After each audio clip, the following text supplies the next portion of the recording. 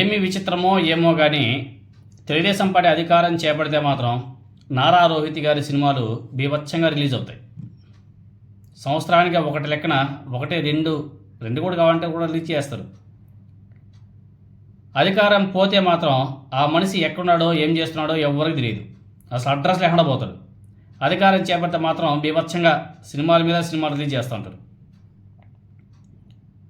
ఆ సీక్రెట్ అయితే మిగతా వాళ్ళు కూడా చెప్తే చేసుకుంటారు కదా.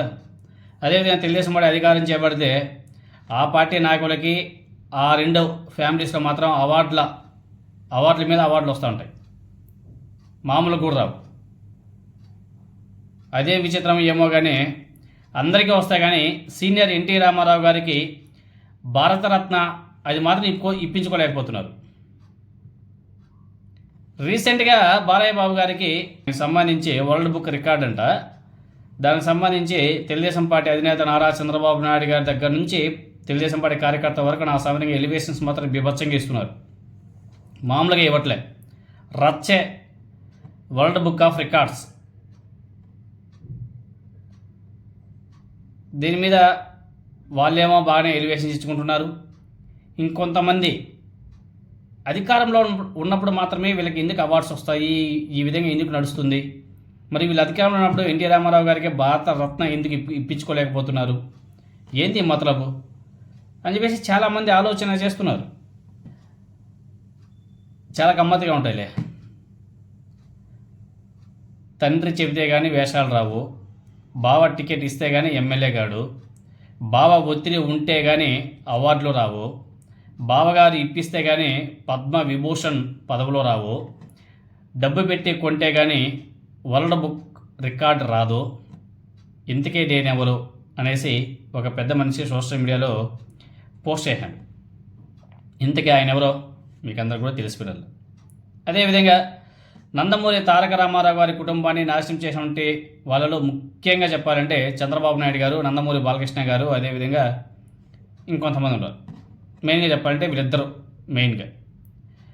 మొదటి వ్యక్తి తన రాజకీయ ప్రయోజనాల కోసం మామగారిని వెన్నుబడి పొడిచి కుటుంబాన్ని విచ్ఛిన్నం చేశాడు.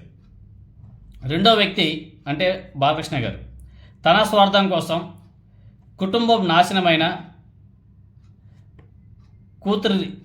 కూతురిని చెల్లెలి ఇంటి కోడలనే చేశాడు. మిగతా నందమూరి కుటుంబ సభ్యులు ఎవరికైనా ఇంత ప్రాముఖ్యత ఉందా అంటే అబ్బే ఎవరికి ఇవ్వలే. ఎందుకు జూనియర్ ఎన్టీఆర్ గారి గురించి మనం గత కొద్ది రోజుల నుంచి చెప్పుకుంటున్నాం కదా.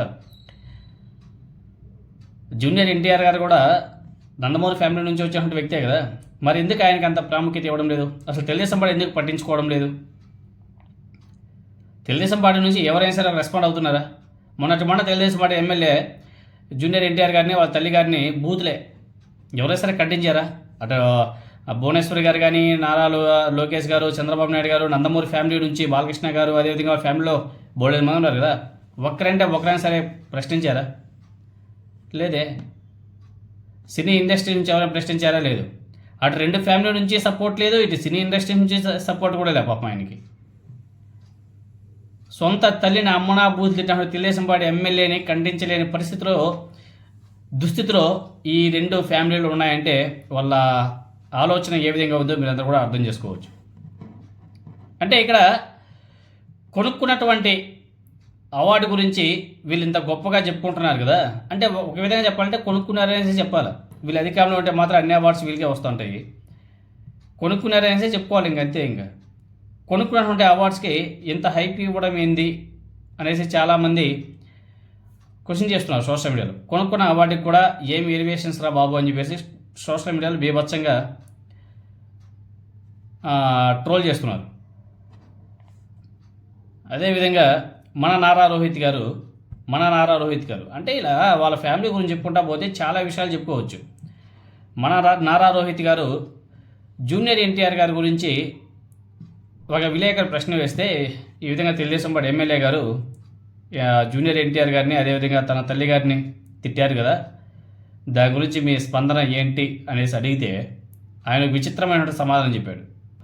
జూనియర్ ఎన్టీఆర్ తల్లిని తెలుగుదేశం పార్టీ ఎమ్మెల్యే ప్రసాద్ దూషించినట్లు ఎక్కడో చదివాను కానీ ఆడియో క్లిప్ వినలేదు అని చెప్పేసి మాట్లాడాడు ఈ మహానుభావుడు. అంటే వీళ్ళు ఏ విధంగా జూనియర్ ఎన్టీఆర్ గారి మీద కక్షపూరితంగా వ్యవహరిస్తున్నారో కూడా చాలా స్పష్టంగా అర్థమవుతుంది.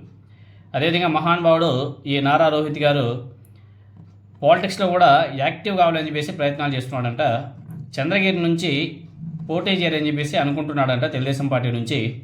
సో దాంట్లో భాగంగా చాప కింద నీరులా చంద్రగిరిలో పాగా వేయడానికి ప్రయత్నంలో చేస్తున్నాడంట. అది ఎంతవరకు నిజమని తెలియాలి.